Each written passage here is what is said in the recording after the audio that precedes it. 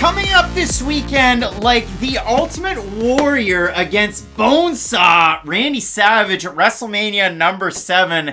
This is one of those fights. This arguably is a loser leaves town fight between Cody Durden out of Georgia and the young Savage JP Buys. And I don't take any solace or pride in saying any of this, but for Buys, in the UFC, he's had 2 fights. Matt, he's been knocked down 7 times. I can count these on my hands. That's not good. 3 times in his debut, 4 times by Montel Jackson. Montel Jackson, over 10 minutes of control time in that fight, 4 knockdowns. The judges scored that contest 30-27, 30-27, 30-27. Montel must have been going, hey, it's a great way to win a fight, but where are the 10-8s? I don't know. But when it comes down to this fight, it's a couple of guys that have scuffled as of late. You can look at Cody Durden and his last fight. I consider that like Brian Kelleher's last fight. Kelleher loses to Umar Nurmagomedov. I go, okay. Well, I expected that. Cody Durden loses to Muhammad Mokaev, and I go, okay. I really expected that one. And for Durden, it's been a weird run in the UFC. Has that great first round against Chris Gutierrez, the 10-8, but he emptied his tank, and he had nothing left. He fights Jimmy Flick. They're John. They don't like each other. Jimmy catches him in an inverted triangle, and then Cody Durden still wants to fight him after that fight. What does Jimmy do?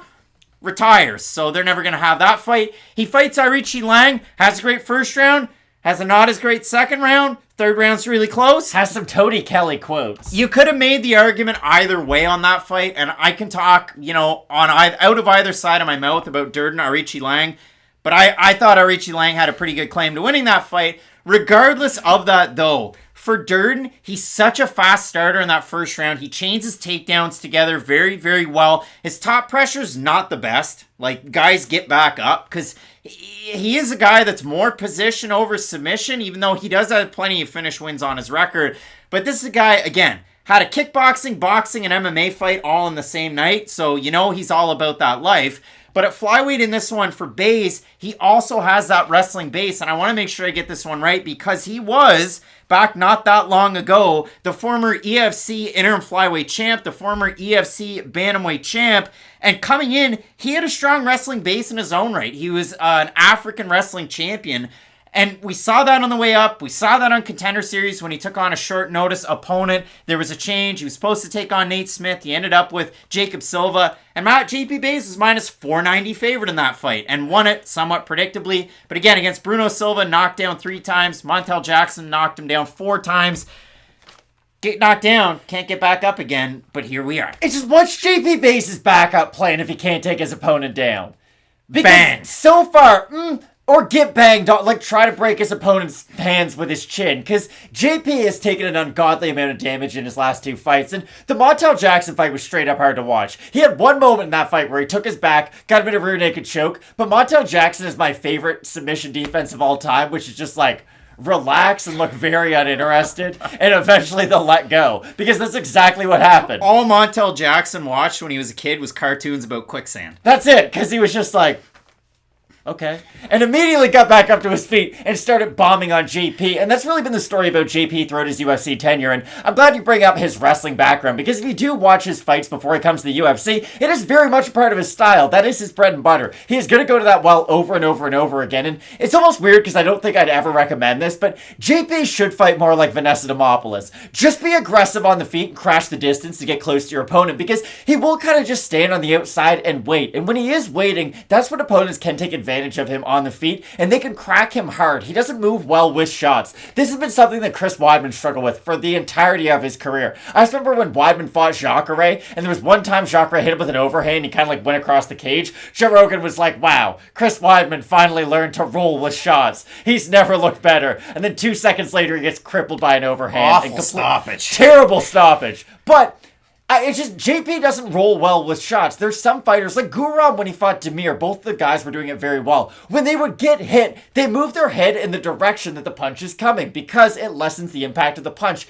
Yes, there might be some people who think like, wow, he must have got hit really hard. But if you watch the sport long enough, you can kind of realize that no, they're lessening the impact of the shot. JP is very stiff with his striking defense, and that's something I worry about basically against anybody, because Cody Durden's not the most dangerous guy in the feet at all, but he can definitely flurry together with his own strikes. And if JP is getting caught like a deer in headlights. You could see one of those moments where he's behind the two black lines. He is kind of waiting. He's not confident in his own takedown attempt, and he could get flurried on against the cage, and maybe not finish because Cody Durden's not necessarily that high level of a striker, but I just worry about JP when he's on the defense in most situations, and I think that's a wrinkle he's going to have to fix overnight. This is one of those matchups that I feel like, JP's taking so much damage. We'll give you Cody Durden. Durden's going to wrestle you, a spot where to really get it and hammer it home, he's a 2012 Greco-Roman African champion in wrestling, had a high school background in that as well, and trains at Extreme Couture now, which obviously lends credence to the wrestling. For Durden, he was with American Top Team Atlanta for the longest time. He's trained at Big ATT as well for this camp.